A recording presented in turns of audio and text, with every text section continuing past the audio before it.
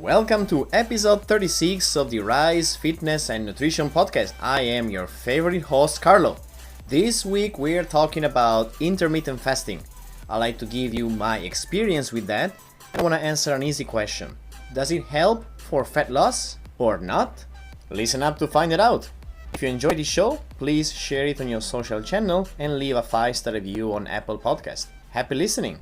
So, intermittent fasting has been present in our diet culture for a long time. But it came back very popularly, I would say a few years ago, when ketogenic diet and the concept about ketones and fat high diet started exploding. I'm not going to talk about keto diet and ketogenic fat loss in this episode. This will have its own episode. But today, I would like to talk about intermittent fasting, or IF. And specifically speaking, I would like to talk about my experience with intermittent fasting and if intermittent fasting is actually good for fat loss or not. There's a lot of science behind other health benefits of intermittent fasting, but I would like to specifically focus on its fat loss advantages, if there are any, and what they can be. First and foremost, if you're not familiar with intermittent fasting, let me give you a brief explanation on what is it. As the word says, you are fasting intermittently. Haha, duh. But there are specific patterns and there are specific times and rules you should respect if you are considering to actually do intermittent fasting, quote unquote, by the book. What am I talking about? Okay, so the main first rule of intermittent fasting is that you should at least fast for 16 hours. And this is the most common form. Somebody says that 12 hours is enough, but the majority of the intermittent fasters are agreeing on one point. 16 hours minimum of fasting is what you should aim for. Not saying that if you do between 12 and 16 is bad, but they say or they claim that the most benefits you have start from 16 hours onwards. With a simple math calculation, if a day is 24 hours and you fast for 16, then you have 8 hours as a quote-unquote feeding window, or simply 8 hours when you can have food, and then you're gonna fast again for another 16 hours. Now, you don't have to do this daily. You don't certainly necessarily need to do this daily, but the hardcore fasters will do this daily. So every day they will eat or have a eating window of 8 hours and fast for the other 16 hours. Now, the most common pattern is this in terms of hours, and then the most common one is skipping breakfast. And most intermittent fasters, they will say, oh, just skip breakfast and you're fine. But not everybody likes to skip breakfast. And since I want to talk about my experience, I don't like skipping breakfast. I love my breakfast and I hate it when I had to skip it for whatever the reasons. So one of the positive things about intermittent fasting is that even if you follow a rule, you can still adapt it to your schedule. So if you want to fast for 16 hours, just have whatever meals you want to have and work around it. In my case, I would have lunch, maybe a little later lunch, maybe a snack in the afternoon, and then just start fasting in order for me to have breakfast around 7 a.m. You do the maths. Consider that when I had this intermittent fasting schedule, I was working in the office. Way different from now. So I will leave my apartment around 8 a.m. and then I will go to work until 5:30-ish. Then go and train karate or weightlifting and then usually go back home around 11. Now you might understand that the classic intermittent fasting says skip breakfast, have lunch and dinner, and then fast. But for me, it was very hard because I had breakfast at 7 a.m., then I had lunch, maybe a snack, and then I would start fasting. So more than often, I actually didn't do 16 hours of fasting and 8 hours of feeding window, but I did a longer fast and a way shorter feeding window because my schedule was moving around that. So you might see why it can be very flexible. So more than often, I was doing 20 hours of fasting and having a eating window of 4 or 5 hours according to the day. So 20, 19 hours of fasting, and then everything else was moving around according to my weekly schedule. And yeah, I would do this every day during the week and usually skip that during the weekend. At a certain point, I went a little bit more hardcore. I did the regular fasting during the week, and on Friday, say I had lunch, and then I will skip every meal until lunch the following day. That will make that around 24 or more hours according to how my day was going. And that was really tough. Therefore, this brings to another topic. Intermittent fasting can be very tough because according to your daily life, your schedule, and your routine, you might be facing physical challenges or like simply challenges where you might require more energy, but since you're fasting, your energy level might be, generally speaking, lower than usual. And that will make you more tired or more susceptible of being angry or having bad mood. It's very common to be hangry, which is a mix of being hungry and angry. So if you're considering to start intermittent fasting, one of the suggestions I will give you is to start on a day where you know it won't be a very hectic, challenging day, because chances are you might lose your temper very quickly. And most importantly, don't start with the all or nothing mentality. Ease into it. Stay longer and longer without food until you reach the interval that is comfortable for you. Don't decide tomorrow morning like, yeah, boom, done. I'll go 24 hours without eating and that's it. Because you might flip. I'm saying this also as a personal experience. That's one thing. Then, talking about fat loss. Intermittent fasting, is it gonna aid your fat loss? And here is where the debate gets heated. Now, intermittent fasting can be a great tool to help you on your fat loss journey, but there's a huge if. And this is simple. Everything works the same old way.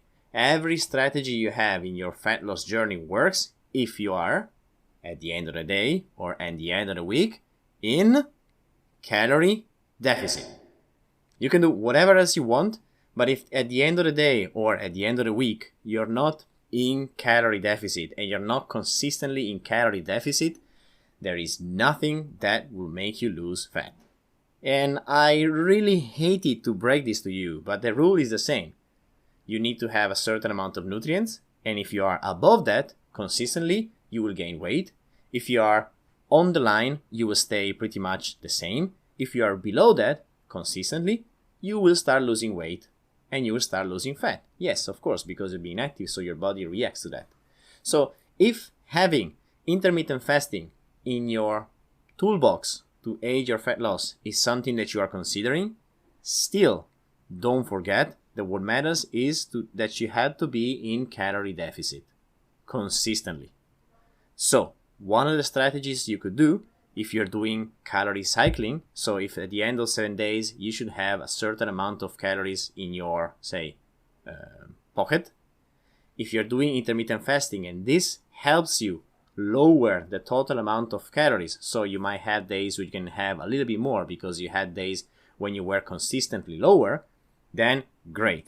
But if you're using intermittent fasting as it's gonna burn fat, but then the following day and the following days you eat like there's no tomorrow without any kind of control or regulation, well, that's not gonna help much, because sure, one day you might have a little less calories, but if the other 6 days of the week you just go crazy, or you have your fasting window and in your eating window you go crazy, that's not gonna do much. And I know it sounds harsh because a lot of Instagram influencers, they push intermittent fasting as the magic pill to solve your issues. But the reality is that this is another tool that has to be applied with mindfulness. So do your intermittent fasting if it helps you, but in the feeding window, you should still hit your macros to be in calorie deficit. Moreover, as usual, if you keep your protein high, you will be able to maintain more lean mass and lose more fat over the course of time. One thing that's very important to keep in mind is that doing intermittent fasting or even a full day fasting should not be used as a tool to cope with terrible eating habits. And that's something that's important to highlight, because it's not uncommon to hear of people that go maybe 24 plus hours of fasting and then the following day they go binge eating. They go to a buffet, they go and have drinks, they have food without any kind of limit or control because I have been fasting the day before. But that is not going to help you. that is going to create a distorted relationship with your food, and basically something that over the course of time will create more issues than the one that is meant to solve. So again, intermittent fasting is a tool to aid your fat loss, but should not be a tool that you use to cope with better relationship with food, because that's another big, huge topic. So if you're thinking about doing fasting because you're planning to go on a binge for 2 days in Vegas, well, maybe that's not the best idea I can suggest you. My idea will be focus on understanding your macronutrients and apply a little bit of a calorie deficit regularly, constantly.